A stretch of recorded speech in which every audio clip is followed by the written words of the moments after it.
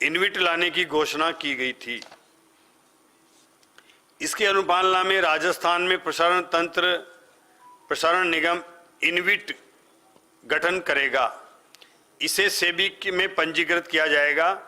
प्रसारण निगम को इनविट के माध्यम से अपनी परिचालन, ट्रांसमिशन, परिसंपत्ति के मुद्रीकरण के लिए अधिकृत करने का प्रस्ताव भी राज्य कैबिनेट ने कल ही अनुमोदित किया है।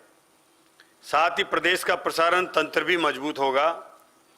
यह स्पष्ट है कि हमारी सरकार दूरदर्शी सोच के साथ राजस्थान को ऊर्जा उत्पादन में आत्मनिर्भर बनाने के लिए काम कर रही है, क्योंकि हम एक साथ उत्पादन और प्रसारण का समानांतर रूप से काम करने जा रहे हैं। मैं आपको बताऊं कि हमारे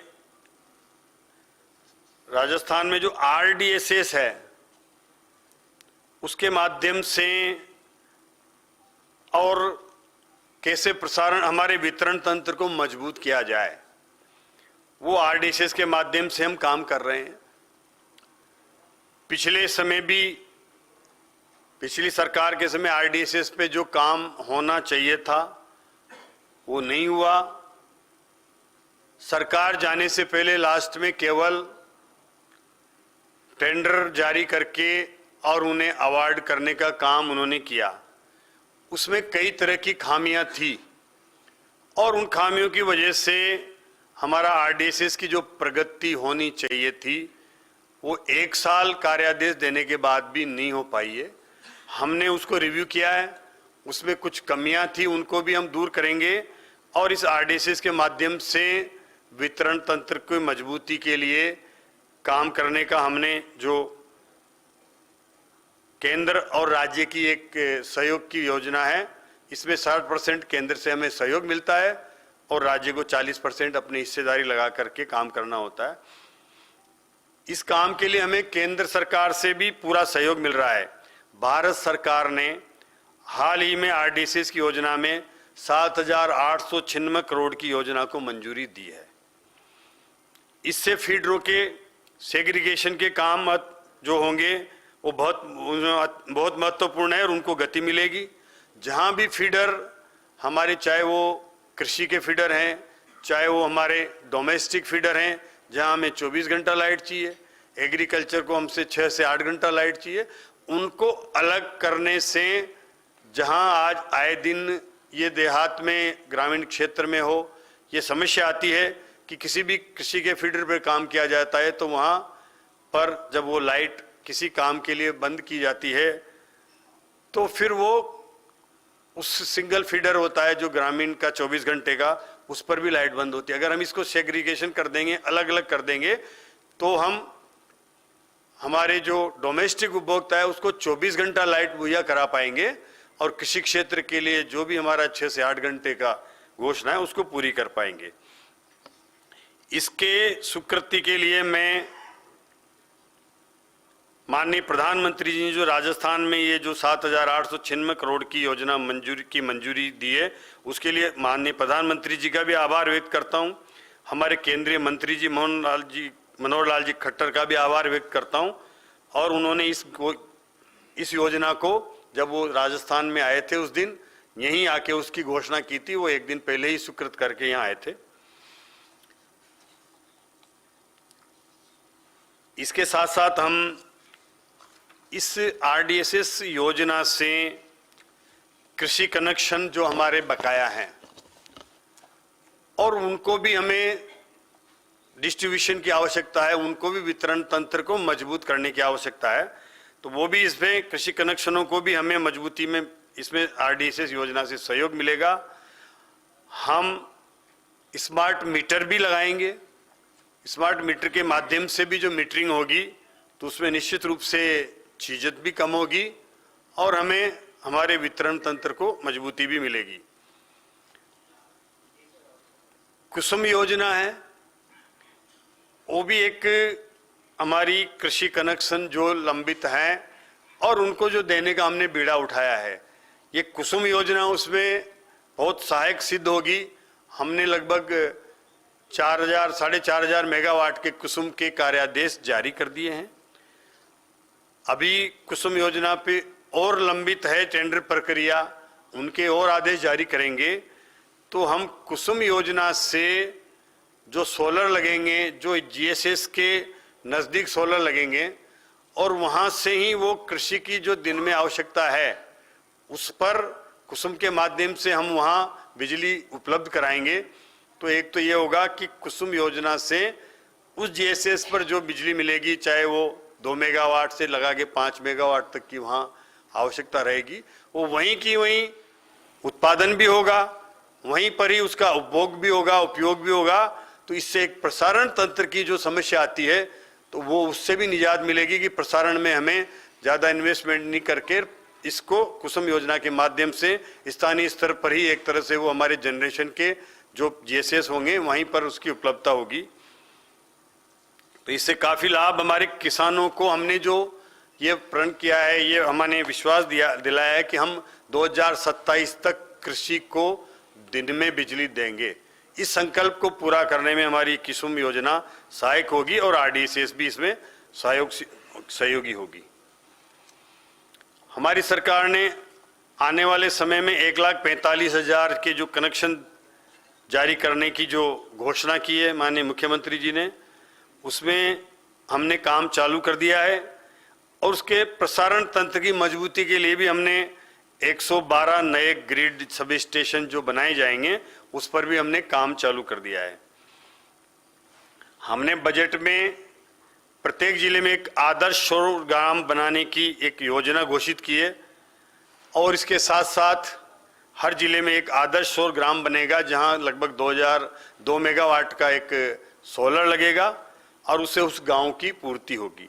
इसके साथ साथ ही हमने राज्य के कार्यालयों पर सौर ऊर्जा से जोड़ने के लिए 1,000 मेगावाट की टेंडर जारी कर दिए हैं। उससे सरकारी कार्यालयों पर सोलर लगेंगे जिससे हमें 1,000 मेगावाट की बिजली मिलेगी।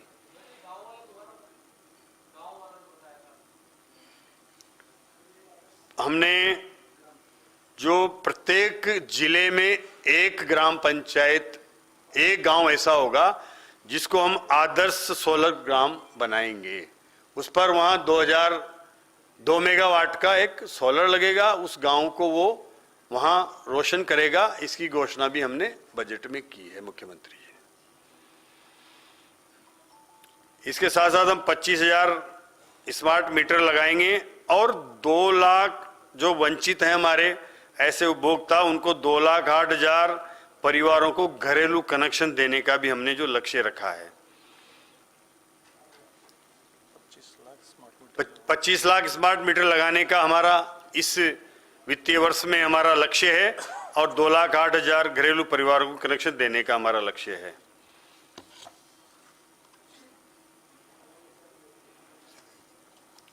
मैं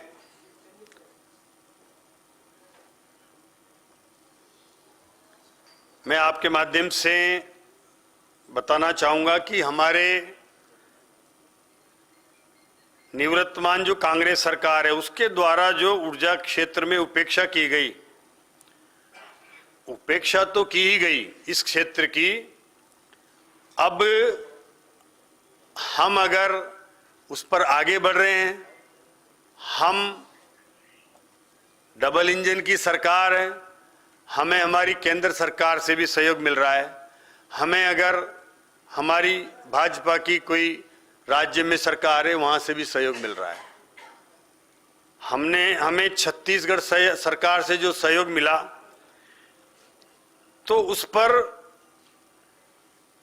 यहां के पूर्व मुख्यमंत्री जी अनावश्यक एक विवाद खड़ा करते हैं, उसका भी मैं स्पष्टीकरण आपके माध्यम से देना आवश्यक समझता हूं कि एक तरफ हमारी सरकार ने जो ऊर्जा क्षेत्र में विकास के लिए जो समर्पण भाव तथा दूरदर्शी सोच के साथ काम कर रही है, मैं आपसे के माध्यम से उस सरकार से पूछना चाहता हूं कि उनकी सरकार ने उन 5 साल में क्या किया। कांग्रेस के समय हमारे बिजली घर कोयले के लिए तरस रहे थे, छत्तीसगढ़ में उनकी अपनी सरकार थी, उसके बावजूद वो कोल ब्लॉक का खनन चालू नहीं करवा पाए। हमने फरवरी 2022 में उनके समय पर जो पीकेबी कोल माइंस की प्रथम चरण की भूमि में जो उपलब्ध कोयला भंडारण समाप्ति के कगार पर थे, सभी आवश्यक स्वीकृतियां थी, उसके बावजूद भी छत्तीसगढ़ सरकार से द्वितीय चरण के लिए कोल ब्लॉक के खनन के लिए हस्तांतरण करवाने में कांग्रेस सरकार पूरी तरह विफल रही। मैं आपको बताना चाहूंगा कि हमने जो 2 कोल ब्लॉक उनसे लिए, हमारे माननीय मुख्यमंत्री जी दिल्ली गए, प्रहलाद जी जोशी से मिले, आर.के. सिंह जी ऊर्जा मंत्री से मिले, छत्तीसगढ़ के मंत्री जी से हमारे मुख्यमंत्री जी ने बात की और वो कोल ब्लॉक जो एक 26 हेक्टर था, एक 30 हेक्टर था, हमें स्थानांतर हुए। उसमें किसी भी प्रकार की कोई न वन की, न पर्यावरण की, न स्टेट की, न केंद्र की कोई स्वीकृति बाकी नहीं थी। उसमें सब स्वीकृतियां होने के बावजूद राजस्थान की कांग्रेस की सरकार, अशोक जी गहलोत उनकी पार्टी की छत्तीसगढ़ में सरकार होते हुए उसकी स्वीकृति जारी नहीं करवा पाए। ये बहुत मैं स्पष्ट कर रहा हूं कि उसमें कोई स्वीकृति हमारे समय नहीं हुई, न कोई ऐसी कोई प्रक्रिया हुई, फिर भी वो नहीं करवा पाए और उसका नतीजा रहा कि हमें उस समय ये प्रावधान है कोल इंडिया का कि हमें अगर कोई कैप्टिव माइंस आवंटित है, उसमें हम किसी कारण से खनन करने में असमर्थ होते हैं, नहीं कर पाते हैं, चाहे वो कोई भी कारण हो, फिर हमें कोयला लेने के लिए कोल इंडिया के पास जाते हैं, तो वो आवंटित कोयले के अतिरिक्त कोल देने के लिए ये प्रावधान है कि आपको 40% अतिरिक्त दाम देने पड़ेंगे।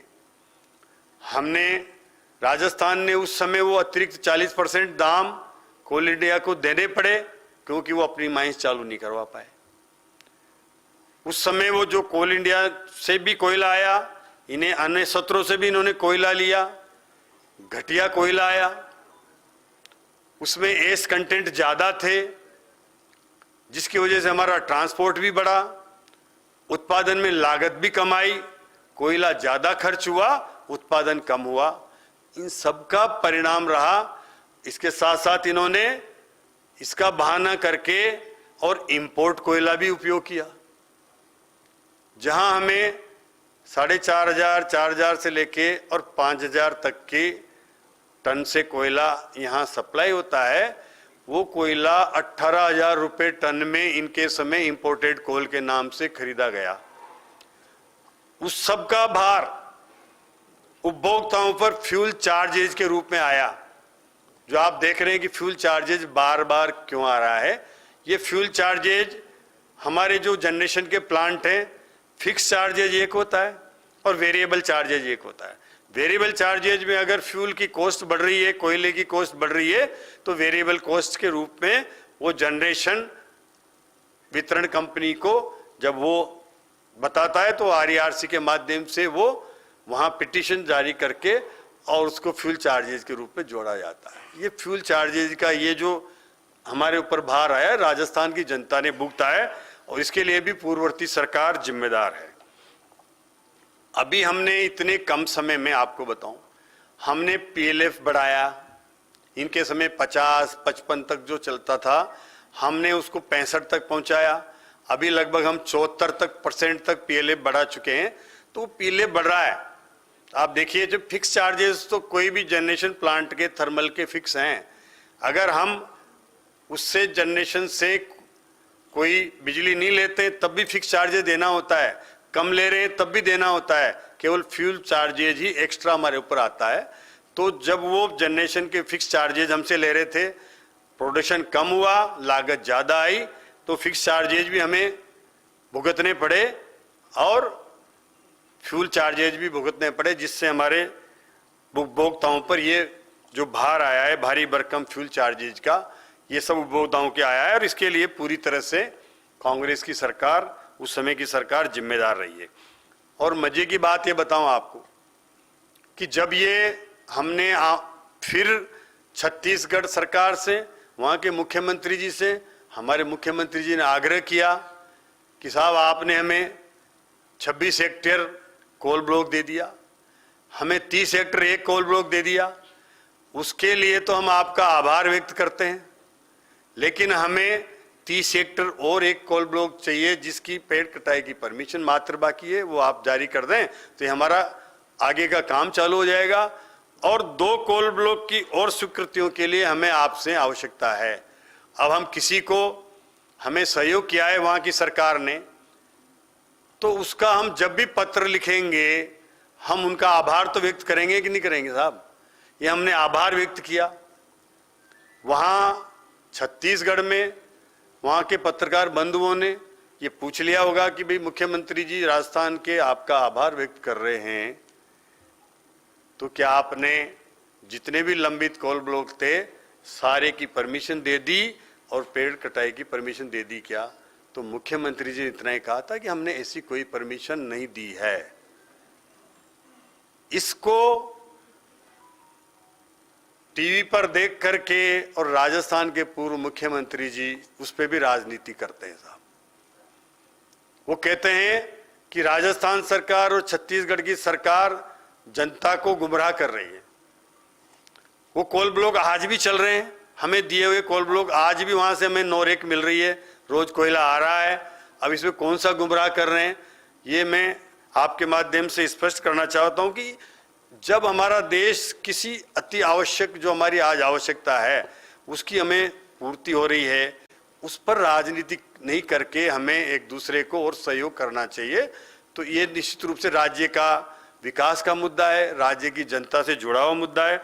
आम जन के मुद्दे पर अशोक गहलोत जी ने जो अपनी गलत बयानबाजी करके और जनता को गुमराह करना चाहा है, इस तरह से गुमराह नहीं करना चाहिए। वो इतने 3 कार्यकाल में इतने मुख्यमंत्री रहे, तो इसमें निश्चित रूप से उन्हें सोच समझ करके अपनी बयानबाजी करनी चाहिए। विकास के मामले में कोई भेदभाव और राजनीति नहीं होना चाहिए, ये हमारी सरकार का उद्देश्य है।